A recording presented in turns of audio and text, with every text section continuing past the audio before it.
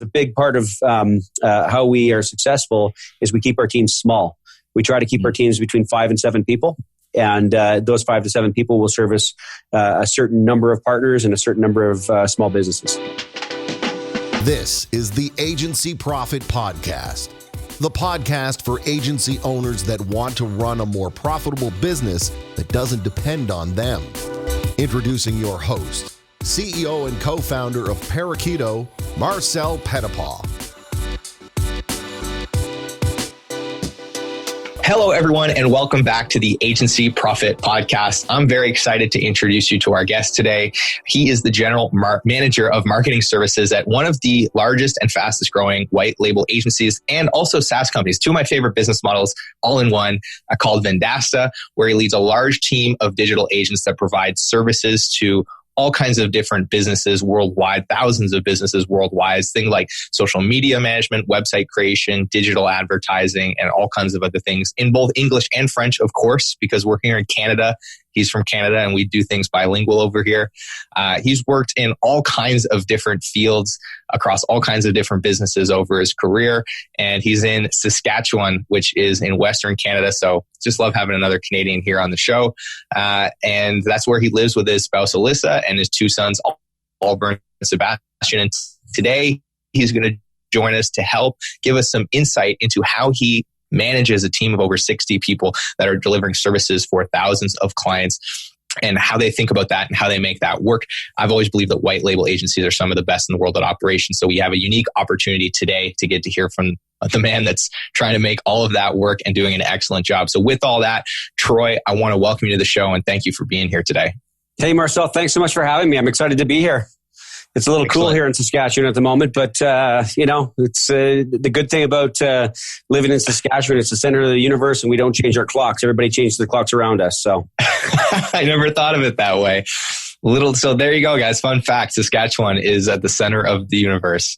It certainly doesn't look like that from a map, but there it is. So before we get into anything too deeply here, Troy, I just want to give you the opportunity, in your own words, to let us know what you're doing at Vendasta and how you guys are serving your customers today.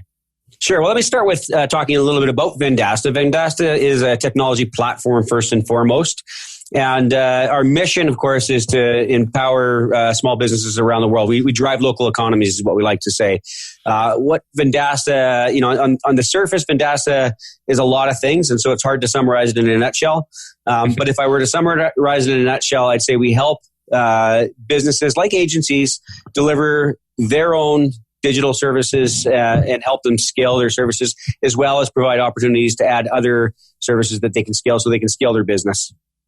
What my role is the general manager of marketing services. I manage a large team of fulfillment agents, digital agents. We've got a team that does digital advertising and focuses on the typical Google advertising. We also have our own product called Local Ads, and then we have a team that does websites and a number of different varieties of types of websites, everywhere from sort of a templated site to a full-out custom website. And then we also offer another number of different services, things like social media posting, reputation management, claiming listings, and then we've on the horizon are a whole bunch of other services, including some graphic design services and SEO services. Amazing. So here's what I find so incredible and fascinating about what you guys are doing. Most companies that do white label or outsource services for agencies are focused on just one thing because it's so important, for them to be able to produce consistent results. Whereas you guys are able to produce consistent results across a variety of different services with your delivery team. And so to me, that's just incredible. And so I'd love to know, how important is it for you guys to have excellent operations as an outsourced or white label delivery team? The operations is critical. We service essentially 2 cohorts. We have what we call large cloud broker and small cloud broker. And a cloud broker is basically anyone that brokers digital services or sells their own services or brokers out other services online. And the large cloud broker would be, defined like an enterprise company that may have 100 employees or more. And smaller could be anything from, a mom and pop operation with 10, 12 people down to, just me, myself, and I running an agency and looking for ways to scale it. And so we have to actually segment our customers to streamline our operations differently. The larger enterprise operations require a much different way of approaching their customers than do the small agency customers, who may be a little bit more high touch and maybe a little bit more flexible in the services that they offer. Whereas the larger organizations have very specific services. They don't like to stray too far from what they offer. It's sort of like if you think about the franchise model, if you will, how they want people to have a consistent experience using their services every single time. And the smaller agencies, they're trying to actually steal business from the larger agencies, where they offer the more customized approach, but of course usually at a higher dollar. Mm-hmm. So it sounds like, having standard operating procedures, having processes by which you guys communicate with clients, how you guys service clients, how you guys communicate with your clients' clients, and how you service them and how you produce results for them. Having standard operating procedures for that is a critical piece of what you do. And obviously, that allows you guys to bring people in, scale the team, because you guys are growing fairly quickly. And so I would love to get some insight into how you guys are creating and maintaining these processes, because clearly that's something that you have to be on top of all the time. How do you guys think about creating and documenting this stuff? So, it all starts out with, so first of all, we have a large number of different services that we have. Everything is fully documented. Right from the time a person is hired, they go through a training process. First, they do a week-long training just about Vendasta and the platform and what we do as a company. And then they come into marketing services, and then they'll get specific training on marketing services and all the different things we offer. Then they go on to a team within marketing services where they're going to deliver specific services, and they'll be trained in detail through a shadowing process and through a formal training process for 3 months to be able to understand the individual process that is focused on that clientele. So we have teams that, some teams will focus on one enterprise company, and then we have teams that focus on multiple smaller agency type of businesses. And so that the process is everything. And we also need to be able to make sure that we have cross-training amongst teams. So we can't depend on one person. We never want our individual fulfillment team members to be too married to any particular partner, because if they get sick, if they quit, if something happens that they're not available, we need to be able to keep our fulfillment moving along all the time. And so process is the key. Any one of our members, are trained in a variety of different verticals and in a variety of different processes, and can fill in for each other as needed. So we have 62 people on my team right now, probably going to grow to about 78, 80 next year. And so the more we grow, the tighter these processes get. As we're also creating different levels of structure within the organization so that we can handle this. Because a big part of how we are successful is we keep our teams small. We try to keep our teams between 5 and 7 people. And those 5 to 7 people will service a certain number of partners and a certain number of small businesses. And so why that number? Why 5 to 7? How did you guys come to that conclusion that was the optimal size? I think through trial and error is how it happened. But it's what's manageable. If you think about, so in our day to day, we have, weekly meetings for each team. We have meetings for the department. We have meetings for the company. And then we have one-on-ones that are done with each team member at every level once a week. And so that in itself, in order to be effective and for our people to be in touch, our team needs to be in touch with their people. They have to know them and spend time with them. And so when you get to 7 people on a team and you're spending 7 hours a week just in, communicating back and forth with your team, that's a good chunk of your week. And so that seems to be the optimal number. And in fact, 5 is probably the best number. But then of course you have to have a little room for knowing when it's time to create a new team. Awesome. Now, you just talked about something I think is really important, and I'd like to dig into a little bit more, which is some of the cadences that you guys have built in. You just talked about, cadences around performance review and meeting with employees. And another cadence that I think is interesting is how you guys keep your processes up to date. Because obviously a lot of the things you guys are working on are changing all the time. Google ads are changing, the platforms you guys might be working on are changing. So how do you guys ensure that, you have the right cadences in place to make sure the team is performing well and to make sure the processes you guys are following are always up to date to deliver the best results to your clients? So, documenting our process is the start of it all, but we're always looking for pain points and friction points and trying to remove those friction points. As a technology provider, first and foremost, the question is, can we deliver this service or process on a scalable way automatically? Can technology take over? In a lot of cases it can, but also in a lot of cases it cannot. And so first we go to the technology and see if we can get that in our backlog. And if not, then we have to streamline the process and remove any friction points that are necessary to keep things moving forward. And again, this happens at every level. So any team, they have weekly meetings that they discuss their processes and what can be improved upon them. And the exciting part about being a growing company is our teams are always growing. We're always having a new influx of people as we get new ideas generated by some of our newest employees all the time of things they've done and tried in the past, or just thinking about things and looking at things as a slight difference. And some of those little ideas can create, like if, for example, we had a situation where we were manually creating a report. And a new team member gave the slightest bit of a suggestion that they went to the development team with, and the development team could easily implement it within a couple of hours of work.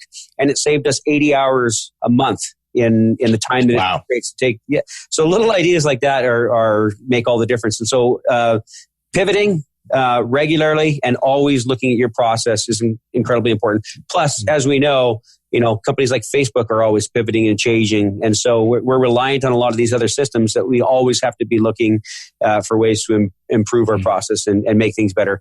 And on top of that, every partner that we have is somewhat different and has different needs. And so we try to keep the personal touch to be scalable, you have to have a certain amount of consistency. But to be successful, you have to be willing to have a little bit of flexibility. Yeah. So I'm interested to get granular on this because I think there's a lot of value to be unpacked here. So your teams are meeting on a regular basis. They're extracting feedback, about what's working, what's not working, what could be working better. And then from there, that feedback gets captured in the meetings. What happens after that to turn it into something that's, repeatable and that can actually go into improving the organization? Are you guys assigning people to kind of take the lead on improving process? Do you guys have a team of people dedicated to that? How does that work? Yeah, so we have different levels of management. So in marketing services, it starts out with I guess the basic level would be a strategist. And then there's various levels within a strategist and various different positions. And then we go to a team lead, and that team lead is the person that really is where the process starts and starts to manage their individual processes. And then we have team managers, which is, that we've broken our teams into three larger teams. We've got what we call core services, digital advertising, and our websites team. And then above that, we also have an operations manager that sort of sees it all. We're just at the point right now where our growth path is exploding, and the structure that we have been using is starting to implode a little bit on us. And so we're now breaking it apart, and we're literally going down, to each job position and saying, okay, do we need to split that off into two different positions? Because again, to be scalable, you have to have people who are very good at what they do and very good at specific things. You can't. Generalists don't work that well in scaling. You need, and in fact, that's probably one of the biggest problems that an agency have is that they hire someone as a generalist, and maybe they hire someone if they do websites to be able to do websites, but then all of a sudden they also want them to write content, and then all of a sudden they need to start maybe claiming listings, or they need to do social posting, and then they're spread a little thin, but because they haven't got enough work to do it all. And where we are slightly different, where we're trying to build experts in all these different areas, so that and many of them, so that our agencies that are coming to us can rely on an expert and know that they're getting good quality work done. And so at the moment right now, we've kind of taken a step back, and we're looking at our structure, and we're trying to figure out ways where we can improve on just the structure of the organization, and so that as problems surface, they can be fixed as low in the structure as possible, if that makes sense. So we want to be able to empower our team leads to be able to fix problems in their process without having to come to us and say, can I do this? Yeah. Okay, very cool. So with that comes kind of the next thing, which is you guys have got a lot of services. And I think this is something that a lot of agencies struggle with or can easily mess up, which is adding a new service to their service offering. And this is something that clearly you guys have been able to be successful at, not just, adding a new service, but adding it as an outsourced service, which I think is even more difficult. How do you guys think about examining those different opportunities for new services, and how do you figure out when it's the right time to add one? Yeah, you're right. And there is an extra layer there too of being a white label agency. So not only are we adding new services, we have to find ways to conceal our identity and to operate under your brand, the agency brand. Yeah. And so now we don't add new services every day. We do get asked almost daily if we can do something or another. I mean, we've got relationships with many partners where their business depends on us without question, and they'll tell you so. And so there's a lot of things they'd like us to do that we can't do. We simply can't scale it. And so first and foremost is we look at the ask, and you do a quick analysis of whether or not this is something we think that could be scalable or not. And if it's scalable, then it kind of goes through a process where we have a product marketing manager who will do some research on it, and we'll start investigating what's out there in the world, who's offering these services, what price range are they in, and then we take it back as a leadership team, and we'll start to break that down, and we'll essentially build a proposal that will go to the senior leadership in the company and discuss whether or not we think this would be an added value to either of our small club broker or our large club broker cohorts. Once it gets to that point, then we gotta have to come back and break it down to actual tasks. At the core of every service we offer is just a bunch of things that have to get done. And that usually happens trial and error. We're fortunate we have, in marketing services, we have just about 600 partners that we work with. That's not to say that, we have many, many more we work with, as a company as Vendasta that don't use our marketing services, but use our platform to deliver their services. But we're able to partner with, some of these organizations that will help us, trial out a service and see if it's scalable. And that's a lot of trial and error. And, sometimes there's a little heartache involved. We do make mistakes, in that process. But the whole purpose of that is to figure out what those blockers are, where the friction is, what kind of mistakes they are, and then develop a process around that. And then it just gets documented to death and then training, so for example, as of lately, legalization of marijuana has been a thing. So, and we've been getting companies coming to us that service that sector. And so we ourselves have had to become experts on that cohort, what's allowed, what's not allowed. And it gets complicated because, within Canada, our rules are pretty much across the board nationwide. But when you get into the United States, every state has different rules that you have to follow. And so, if you're doing social posting or if you're doing digital advertising, like a violation of that rule can have severe penalties to it. So what we've done is we had our team members explore it, understand it, research it, and then train upon it. And then we have a learning management system that all of our trainings will go into, and that we can then scale up through training new employees. Awesome. So that was kind of the next place that I wanted to go into was I think a lot of agencies, they like the idea of documenting process. And if they go into this kind of for the first time, they document. And then the next challenge is how do we actually get the team to follow these processes so that, we can ensure that they're getting implemented.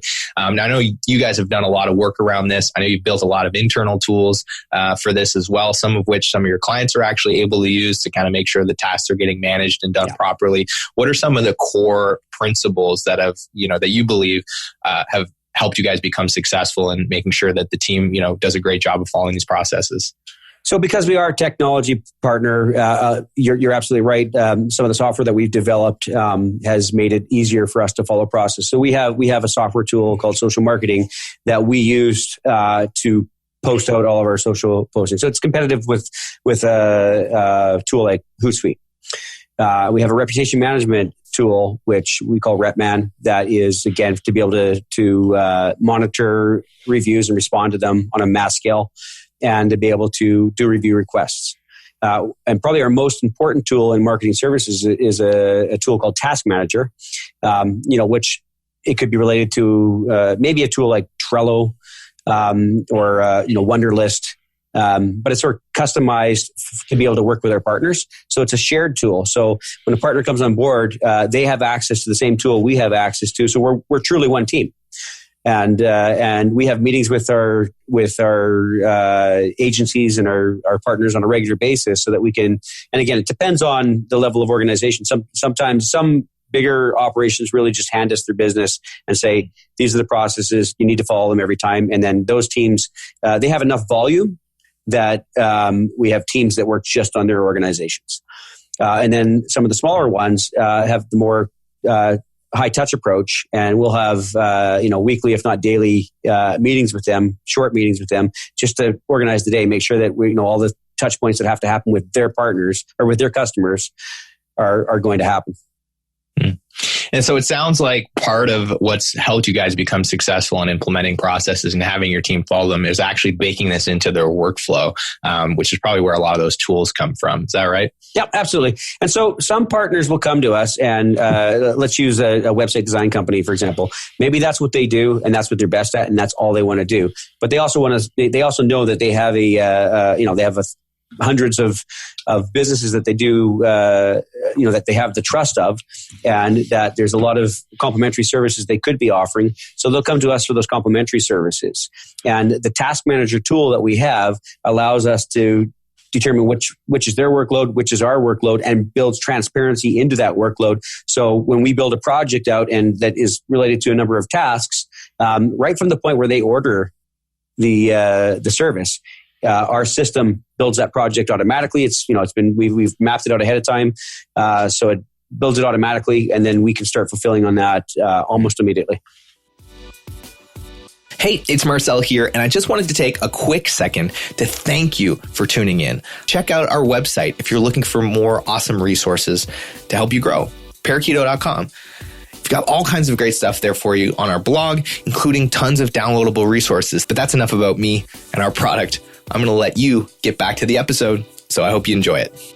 I just want to take a moment to sit back and appreciate, this is probably something that seems completely natural and logical. And, obviously, I don't think Vendasta could do what it does without all these processes. But I think to a lot of people listening to this might sound like really, really advanced and crazy. And it's amazing how many agencies just don't really have this base of processes. So it's just really cool to sit here and listen to how central this is to the way that you guys think about creating and developing services and delivering results to your clients. And I think already this has been extremely valuable. So I just want to acknowledge that this is truly a masterclass in operational excellence at a service business. And when you think about an agency owner, they have so much on their plate.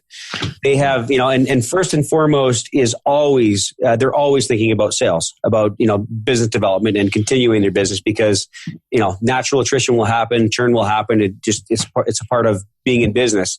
And so most business owners will always have their hand in business development, and will of course hire out team members as well. And it's really difficult to focus on both sales and business development and running the business as a whole and making sure that everyone's getting paid on time and that the money is there. And then also focusing on fulfillment and margins, making sure that you're profiting off the things that you're doing. And so Vendasta has really taken, we started out with one customer, one partner who wanted a service, and we just said, hell yeah, we'll just try it and we'll do it. And we had a couple of people we put onto it, didn't know what the hell we were doing.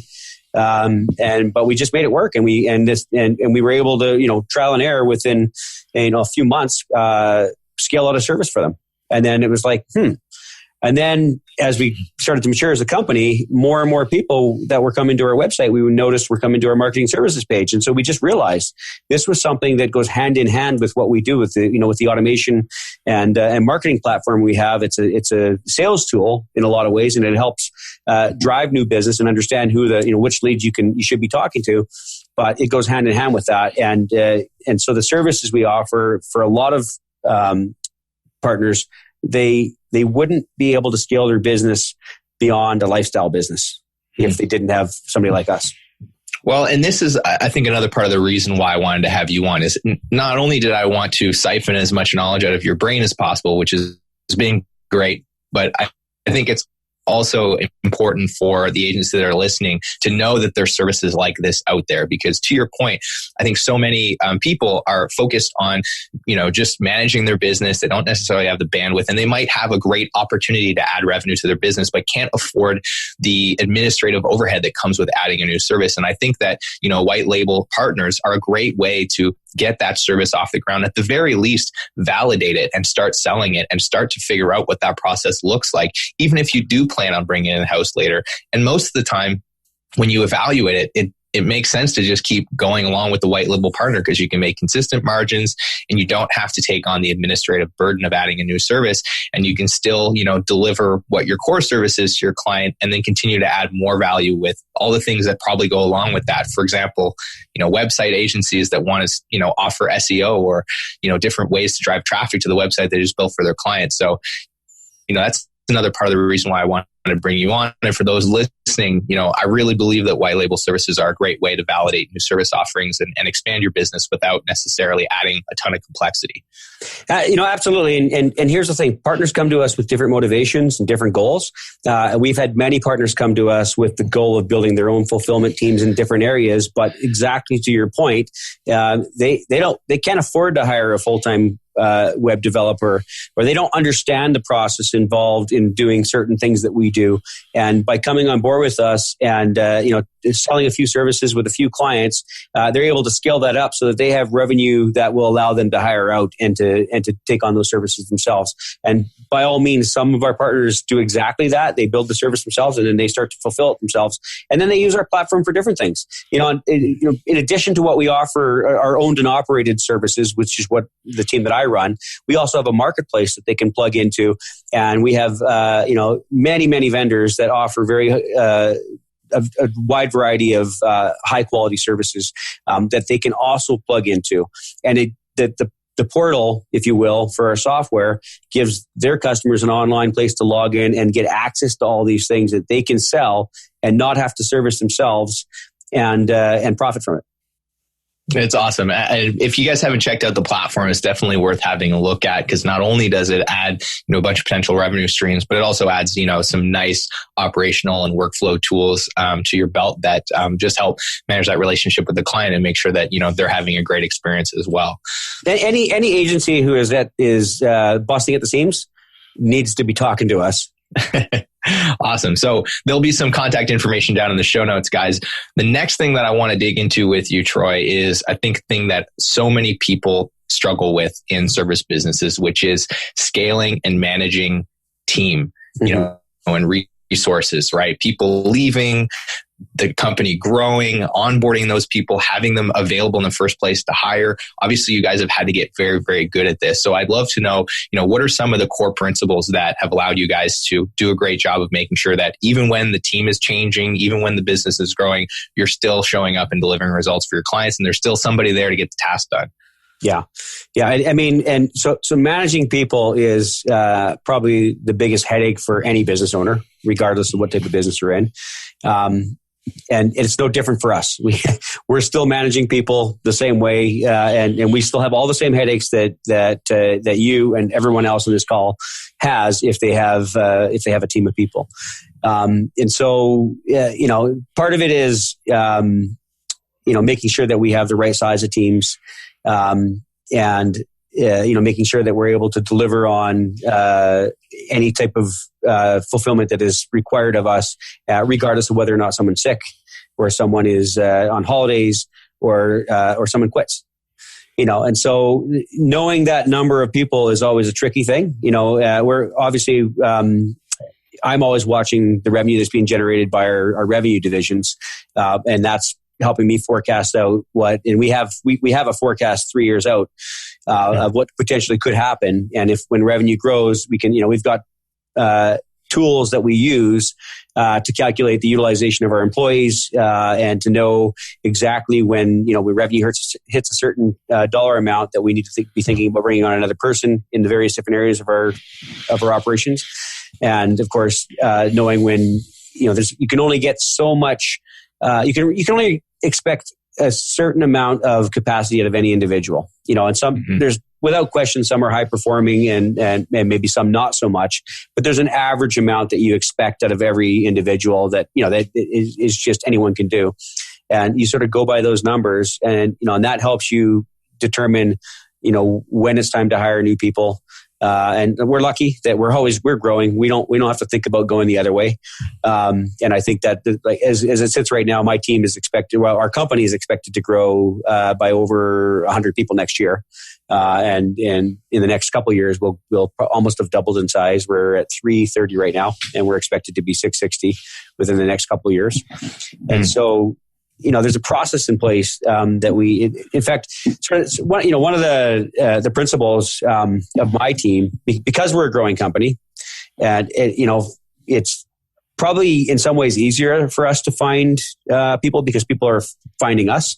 There's a lot of noise out there, in especially in the local market that we're in. We're in a smaller market in a university town with a lot of talent. And so there's a lot of noise about, good noise about us that just gets people, we have a constant stream of people who want to work for us. But they're not always the right people. And our department, has a process they follow and ways that they bring in people to us.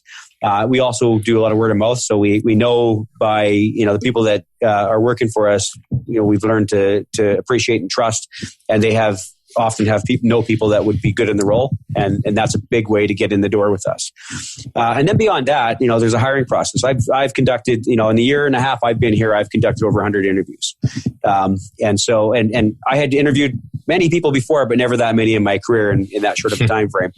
And so, even our hiring process is we have there's a first level of hiring that goes through our HR department, and they're sort of filtering out whether or not they think that person would be a good culture fit for the company. Cultures, every company that has people knows that if you don't have a good culture fit, regardless of what your culture is, that's where the root of a lot of problems exist. And so once we've determined they're a good culture fit, they come to us, and then and they'll try to fit them into the right role within the operation. And we have so many different job posts. At any given time, we have 30 or 40 different jobs posted for Vendasta. And my team my team we're always hiring as well. We always have at least a few positions open. And so we'll bring them in, and then depending on the role that they're being in for, we'll have the manager of that department, we'll have a team lead from that department, sometimes a strategist, and often myself involved in this. And so there's 3 or 4 people that are doing the interview, but it's very casual. Our offices are our laptops for the most part, right? We always got our laptops in front of us, but it's fairly casual, but the questions are very pointed. And we're asking questions that are going to help us determine, is this person coachable? Will they learn fast? Or they know it all? Is this person a perfectionist and they're going to be blocked by trying to get things done the perfect way every time? Or are they going to be able to, know when good is good enough and move on? Is this person reliable? Is this person going to, show up for work every day? Because it's really important when you're growing like we are, and when you have so many partners and businesses depending on us, that our people are there. So, we have processes in place as well, or we have policies in place that help with that. We have, we're a company that provides a lot of different benefits. We treat our employees very well. We've got, massage tables, we've got gaming tables. We feed our people breakfast, hot breakfast and lunch every day, and there's snacks galore. And then we also have flexible. So, even when some of our employees aren't feeling the greatest, but they know they can work, but they don't feel presentable to come in the office, they can flex from home and we're set up technology wise. Our platform is it's all a SaaS-based product. So they just got to be able to have an internet connection and they can work from home, Nice. So. All right. So just to summarize, I think we talked about a lot of important things here. Number one was you're using, revenue and what's happening in the pipeline to try and figure out when the right time to bring people on is and what utilization might look like in the future. You're always hiring, you're always recruiting and building that pipeline of talent that's kind of waiting to come in the door. And you guys have obviously very strict processes around how you hire, how you filter for the right fit.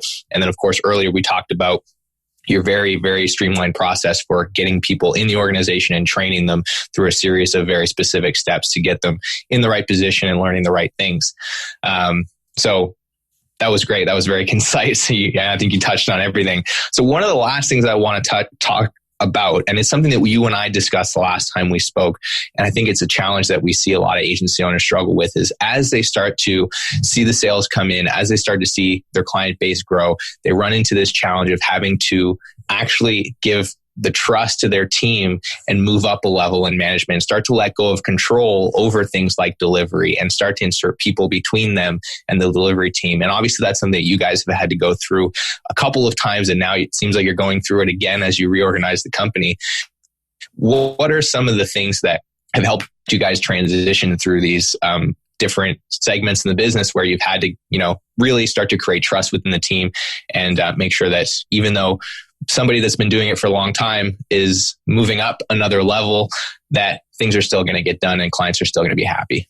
I think one of the biggest blockers for an agency owner or a business owner in general is their own self, his or her own self, and that's because when you start to build out a business, you do things a certain way that you really, and usually through trial and error, and then you find success. And then some people really want to control that, and they think that's the only way to build success. And by doing that, you sort of limit yourself to all the other possibilities. And so as soon as you think that way, it's really, really difficult to hire out, because you're always going to think that no matter what, you're going to think, if I can just do this better than you, so why would I pay somebody else to do it? And oftentimes when you're hiring someone new and they're learning a new process, it's absolutely true. You can do it better than them, but you need to train them how to do it. And so for an agency, who has maybe 2 or 3 people, it's really difficult because everyone's full on with their roles. And when you bring on someone new, it slows down the team. It slows down the process, and mistakes can be made, which can be costly depending on the mistake. And so at Vendasta, we understand that. And at Vendasta, the biggest thing we have to our advantage is trust of our people. With just unending trust at every level. Our marketing strategists, so for a small business who hires a marketing strategist, that can be a senior position in a small business. For us, it's a junior position. And we are hiring mostly graduates that come out of our local university, who are driven and have a marketing background, maybe a sales and marketing background. And so there's a whole training process that has to happen. And we're very patient with that process. And we not only allow for mistakes to be made, but we almost insist that they have to be made for a person to grow. Because the last thing we want is someone to have the fear of making a mistake. Now, there's a big difference between making a mistake that can be fixed. Putting out a social post that has a spelling mistake is very different than, making a mistake that costs a business or costs a partner their client.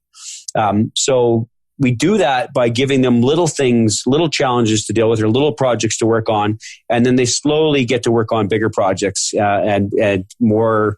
And first they're not customer facing, and then slowly, they earn their trust by getting better at what they're doing and starting to take calls, and before you know it, they're leading the calls. And so it is a process, but for any business owner, it's a mindset. It's and it's no different if you are doing it yourself or if you're hiring us to do it for you. There's because that will be a blocker for someone coming to outsourcing the work at all. And it's fair enough because I've been a marketing manager at a hotel in one of my past lives. And, we tried to do some more outsourcing, and it was difficult, and it was challenging and didn't always work. And so, and when if you have that experience one time, but you live by that as the rule, you never try again, right? I think one of the reasons why we are so successful, at least in the North American market, is that a lot of people have issues with outsourcing overseas. There could be barriers to language or time zones that could be issues, and because we have a team that are primarily in Canada, but there's a couple of other members that are in the United States. But we're North American, we're university trained. There's no issues with the language barrier. We're both English and French. Because we have that, it sort of builds confidence in our partners to try us. But the biggest mindset that any business owner can can get over and should get over is that if they trust other people, they'll find often that just by trusting them, those people might produce even better than they themselves could, just by letting them go on it. And so every team member, within you just have to give them the framework to work within, and the trust grows and grows. Well, and I think that's the key and the main insight that I've drawn out of this is like having the trust is one thing, and then actually having the rails laid down in that process is going to give you that additional confidence that, there's a direction for them to go in. And I think most often I see people trying to outsource, but they're not actually providing the level of support to that person to allow them the opportunity to become successful within their organization. So that's a great insight. So the last thing that I want to ask you is the importance of data for you to do an effective job of running this massive team that's doing so many things. How important is it for you to have, accurate reports that you can look at on a regular basis to do things like figure out what's our utilization going to look like, how much work is coming in the pipe, how quickly are we turning around all the tasks that need to get done, what kind of things are getting missed? How important has that been for you guys to have the right reporting in place? I mean, it's absolutely pertinent, and that's in a day and age when there's so many different tools available to us, it's kind of cool, but it's also caused a lot of clutter and confusion, and especially when systems don't talk to each other. So again, the advantage of being a technology company is that when it's absolutely necessary, it gets built into our platform, and we've got a backlog of things that are that we want to do and that we will be doing to be able to eliminate all the other tools that aren't inside of our platform, because that's really then becomes a single source of truth for us as far as data goes. But data is absolutely pertinent. I mean, being able to track how much how many tasks a person can handle in any given day or week or month, and knowing where the benchmark is for that type of service, allows me to get insight into whether or not we have who our superstars are, where what the expectations should be, and who the low performers are. And oftentimes the low performers isn't just it's not because there's a reason behind it. But if I don't know who they are, I can't address those reasons. But if we can coach them when we know who they are, and so it's that type of data driven decision that's made every day in our company, and that happens, because we're a technology company, and maybe even before a software provider, we're a data company. I think we probably have more data than almost any other company in Canada, I'm sure, in our industry, in what we, and it helps us drive decisions every single day. Well, and I love that insight, because to me, that's my philosophy on data inside of organizations, especially service businesses. I get a lot of pushback from people saying, well, I'm not going to track that because it's not going to be 100% accurate. And, my philosophy is, well, it doesn't have to be 100% accurate. It needs to be directionally accurate. Directionally accurate, yeah. And it's not there to make decisions for you. It's there to tell you where you need to go and spend some time. It's the smoke signal before the fire, right? I was just going to say it's the resource, and data doesn't make your decision for you, and it never should. And data can be wrong, but you just need to make sure that if you're using the same data set and it's directionally accurate, it'll help you, guide you. But still, that's why we need smart people. That's why we need good people in our roles, because it's people that make decisions always. Awesome. I've really enjoyed this conversation. I think we've talked about a lot of really important and interesting things. I hope all listeners at home got lots of value. If you're listening and you did, wherever you're listening to this, leave us a comment. Let us know what kind of insights you got. And with that, if anybody's listening and they want to learn more about you or Vendasta, where's the best place for them to connect? Just go to vendasta.com. It's VENDASTA.com. It's a word people are not familiar with, and just check. If you're looking specifically for marketing services, you'll be able to find the toggle down to our marketing services division. But take a look at the whole platform. We have tools. First and foremost, we are a software vendor and a technology company, and we have tools that will help you, sell your services, deliver your services, and just forget about for a moment our outsourcing to us. Our tool alone will help you grow your business and scale your business.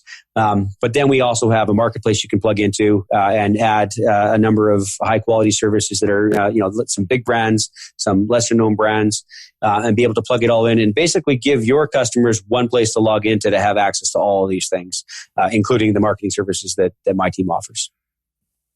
Awesome. So there you have it, folks. That will be in the show notes. So wherever you're listening to this, just scroll down and I'll have links for Vendasta and some of the services that they offer down there. And with that, Troy, I just want to thank you again for taking the time to be on the show and sharing so much value. Thanks, Marcel. I appreciate your time. All right. And thanks for everyone for tuning in. We'll see you on the next episode. All right. Cheers. Well, that's all for today's episode of the Agency Profit Podcast. If you're looking for more great resources to help you grow your agency, be sure to check out the show notes and head over to parakeeto.com, where we've got all kinds of incredible resources for you, including blog posts, downloadable content, and more podcast episodes just like this one.